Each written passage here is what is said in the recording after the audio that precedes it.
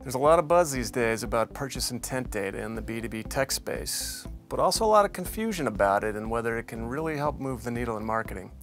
Hi, I'm Andy Briney from TechTarget, and in this video we'll cut through the hype and give you some practical tools for applying intent in practice. While the focus these days on intent, pretty simple. It gives you insight into who's in market for your product beyond traditional inbound and outbound marketing. Lots of B2B marketers are now turning to intent to improve things like prospect scoring, email conversions, programmatic ad targeting, and account-based marketing. The first thing to really know is there's two kinds of intent data, external and internal. Internal data refers to your company's first-party information, drawn from your own CRM system or inbound traffic to your website or your hosted content. These inbound signals are valuable but pretty limited in scope usually. And in response, a lot of marketers are now turning to external data sources, and that's really what we'll focus on today. External intent is determined through third-party behavioral signals from across the web. Sources like B2B content communities, publisher sites, social networks, and they're based on user activities like browsing or downloads, video, streaming, and the like. Today's hot topic in marketing is how valuable are these external intent insights, and really how do you apply them in practice? So let's take a minute to break it down by going to the source of most intent activity, which is Google search. So it's well known that 80% of enterprise tech buyers start their solution search on Google, and each buyer conducts an average of 12 searches before engaging with vendors. This graph shows the pattern of how they use Google and where they click after they get to a search results page. The bottom axis here shows the type of content they click on, from very focused enterprise content to not so relevant consumer content. The left axis shows where that content shows up in search engine rankings. In the enterprise tech space, the pattern of web activity typically looks a lot like this.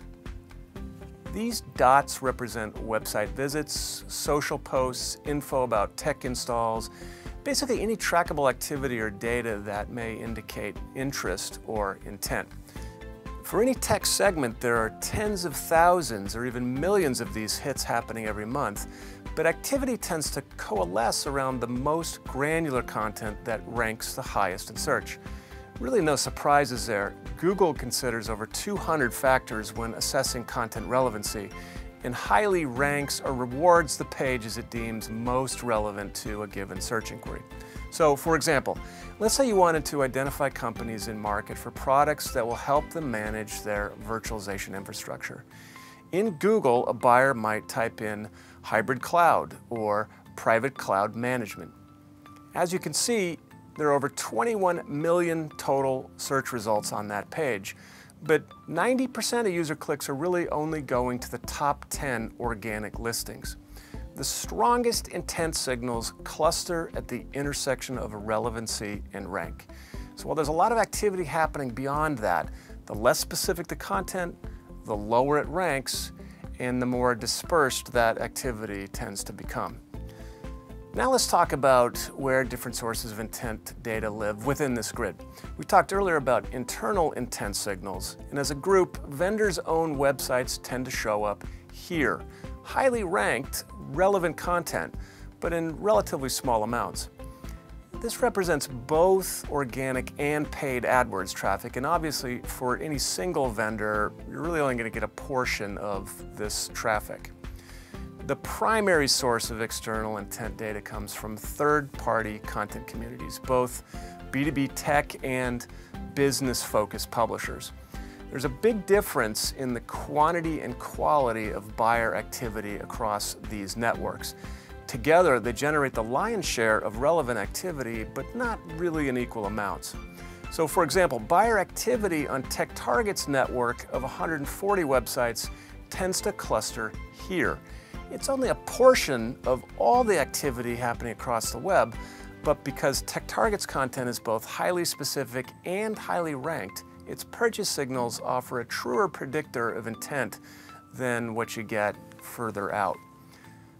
Beyond these rings lie the rest of the great blue ocean of the internet, and in the last year we've seen the rise of startups that scan these outliers looking for intent. While these companies typically scan a large volume of information, very little of it ends up being core purchase signals. Much more commonly, the intent signals picked up by these scans are incidental keyword matches on sites that really aren't dedicated to enterprise IT buying. And notably, many of the publishers in the inner rings of this graph prevent their sites from being included in these scans. Hopefully this search graph gives you a useful way to understand where intent data lives across the web and how different sources provide different views of it. Beyond that, of course, lies the much harder work, which is applying that data in practice. And for that, TechTarget has developed a lot of other resources to help you take the next steps. Click on the link at the bottom of your screen, or to learn more, contact us at intent@techtarget.com.